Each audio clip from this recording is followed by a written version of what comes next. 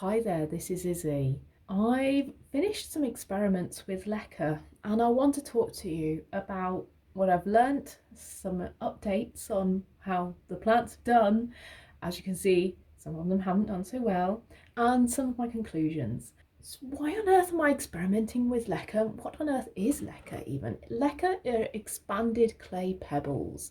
So they are often round and they are an inorganic media that you can use to pot up plants. They wick moisture because they're made of clay, they're slightly absorbent, so moisture can pass around the surface. And I was doing experiments to see whether Leca was a good possible substrate for me. Why? I wanted first and foremost to water my plants less. Now you'll see that this plant is watering itself basically. There are a couple of fabric wicks inside the pot and you can see them coming out here, and this plant continuously wicks up water from a reservoir down there. Now you can set up inorganic media in self-watering or in semi-hydroponic setup, but the principle is similar. The plant can always take up moisture from this reservoir. I thought, fab, this will enable me to water my plants less. But I also wanted to experiment with Leca because some orchids really hate root disturbance, and we're talking sets them back years. And you might remember my Angraecums, my ill-fated Angraecums. They really, as a genus of orchids, they really dislike root disturbance, and so I thought maybe Leca beads and inorganic media would be a solution for that. Another thing I thought was that it would be great to use inorganic media to have a more constant environment for the plants. So one thing with organic media is that as the organic media breaks down, the environment for the plant changes. And so you can start with a particular environment for your plants, and a year or two down the line, your plant is in a different environment basically as the substrate breaks down and becomes more acidic, and that affects nutrient uptake and all kinds of other things. So I thought, well, okay, all things considered, I'll have a go at a self-watering setup with Leca. Spoiler alert, I failed. I've had 3 plants in Leca. The first one is this Phalaenopsis, and this Phalaenopsis has been in Leca for quite some time, months. I will try and find out exactly how many months and post it for you in the video. But basically, in this time, this Phalaenopsis has attempted several stress flowerings that I have cut off.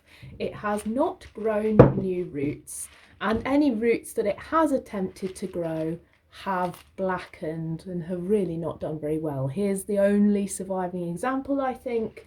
Otherwise, this plant has one root here that is also not adapting well to the medium. Essentially, it hasn't taken to it. This is a complex hybrid Phalaenopsis. I should have taken that as a warning sign. I didn't. I tried again. My ill-fated Angraecum Lady Lisa was the next, and that one sadly died within about 3 months. It got systemic rot. And that was a genus of orchids that I really did want to actually move to inorganic media, get it to work. And unfortunately, the third experiment you can see here, my Darwinara Rainbow Stars Blue. And this experiment lasted all of about 1 week. So I had heard that some Neophonitia hybrids can do really well when given a very constant water supply, and I thought, fantastic, well, I shall try the Darwinara Rainbow Stars Blue in a self-watering setup then and see, surely because it's a hybrid, it should withstand this environment much more easily than maybe the Angraecum Lady Lisa. I thought one of the issues with the Angraecum Lady Lisa is that I've gone all the way over from bark to a self-watering Leca setup, and the plant itself wasn't used to being in a constantly wet environment. My Darwinara Rainbow Stars Blue, on the other hand, had been recovering and thriving in a water culture setup, and this was to encourage root growth in this plant. And so I thought, well, then this one is going to be perfectly suited to a constantly moist environment like a self-watering setup in Leca. How wrong could I be? 1 week later, this plant was showing evidence of rot from the inside out. It was gone within days. So, what are the mistakes that I am making? Well, one is the lack of root growth. None of these plants that I have put in Leca have enjoyed being in Leca, and they've shown their displeasure through not growing roots. I'm not totally sure why they're not growing roots, but I think it's to do with my care and culture. Evaporation is an issue with plants growing in Leca. It's an inorganic medium that can constantly evaporate and therefore keeps a couple of degrees cooler than the environment that the plant is in as a whole.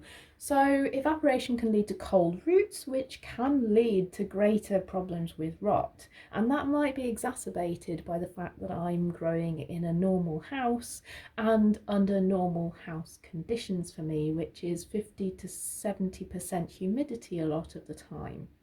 Equally, it's possible that salt is building up much faster than I'm expecting in this medium, perhaps because of the evaporation. You can see some of these, despite the fact that I have been flushing the pots, do have some evidence of salt on them, salt buildup. So it's possible that the nutrient balance just isn't quite right for all my environmental factors. In addition, I know that I didn't remove the rotten roots fast enough on the Angraecum Lady Lisa, so there's issues in my care in terms of infections and mistakes, possibly in my watering regime, possibly in my flushing regime, possibly in the temperatures, and all together leading to quite a lot of possible issues. So what would I do differently next time? Well, I think number one is to get rid of some of the mistakes that I am making. First one around cleanliness, really getting rid of any roots that are looking a bit the worse for wear before they start to cause issues in the rest of the plant. Along with that, maybe a more regular flushing routine and a more clear aeration routine. I had wondered whether semi-hydroponics might be better aerated than the self-watering setups that I have. Semi-hydroponics would involve drilling a couple of holes in this exterior cup and allowing water to flow freely and air to flow freely through the media. And that might solve some of the issues I'm having with roots. It could be aeration that's the issue. So maybe the same setup, but with holes on the outside in semi-hydroponics would actually be better. Change number two that I would make would be to use a different substrate. Now, I know Leca is a very common substrate, but there are other options when it comes to inorganic media. Pebbles, stones, pumice, charcoal. There are other options, and these might be more suitable for me. Certainly, I know that my plants particularly like to grow roots when they're given a little bit of sphagnum moss, suggesting that acidity and that moisture is something that they really benefit from. So it's possible just that a slightly different inorganic media will give me success rather than absolute failure. So the third is different growing conditions.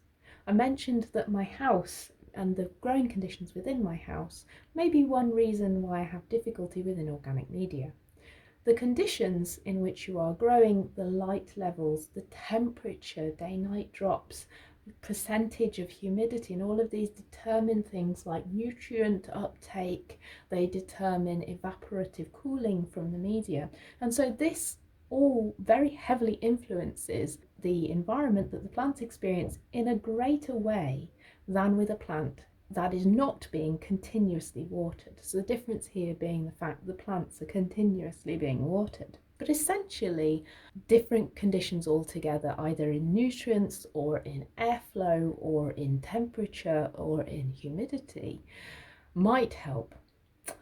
I'm personally stopping my experiments with Leca there. I will be moving this Phalaenopsis to an organic substrate soon and hoping for better root growth before I slowly lose this plant. And I will avoid putting other plants in Leca in the future. It's just not worth the losses. It's clear that it's not quite the right medium for me, but it's not clear that it's the last time I will be trying inorganic media in general. I've certainly learned lots from trying it out. I learned a lot about what not to do, but also learned a lot about how other people grow. And so I know that it's possible. I know it can be done. So that's it, the conclusions of my personal experiments with Leca. I hope you've enjoyed this video. If you like it, give it a like. If you'd like to hear more, just subscribe to the channel and I'll see you again soon. Bye for now.